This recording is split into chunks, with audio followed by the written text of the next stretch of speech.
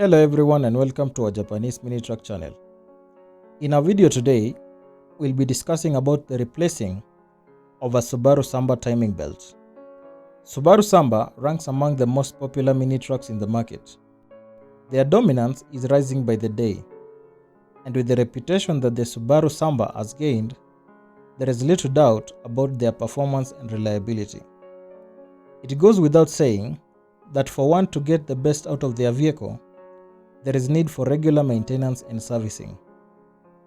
Despite their incredible performance and reliability, Subaru Sambar is no exception to this fact.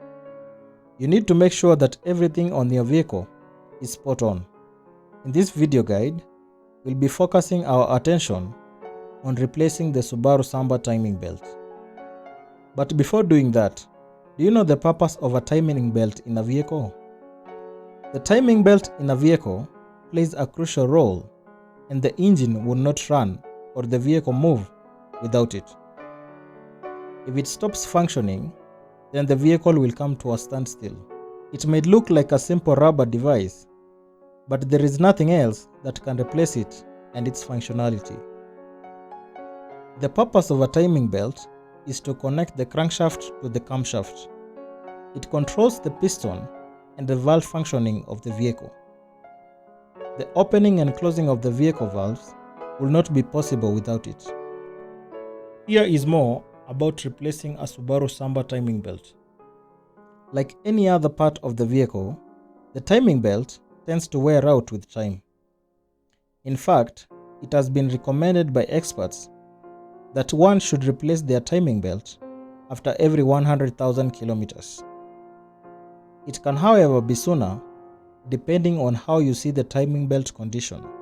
When replacing a Subaru Sambar timing belt, here are some of the steps that you should follow. First, you need to remove the wheel and then the covering that protects it. After doing that, you will now see the pulley visible. Next, take off the alternator and the air conditioner if it runs on the same gear. Now that everything on the way is removed, go ahead and unscrew the crankshaft bolt, and then you can now remove the pulley. Usually, this is achieved using a curved collar spanner. While ensuring that the camshaft pulley is in place, gently remove the camshaft pulley. You may also realize that the timing belt positioning changes when removing the camshaft pulley. So, you should remember to position it back to where it was. While removing or replacing the timing belt, it is also important to replace the belt tensioner. When making these changes, pay attention to the inner rings. You can then replace the timing belt while making sure that it is well aligned to avoid any problems. Replacing the timing belt on a Subaru Sambar is important to ensure that it runs smoothly and does not cause any problems.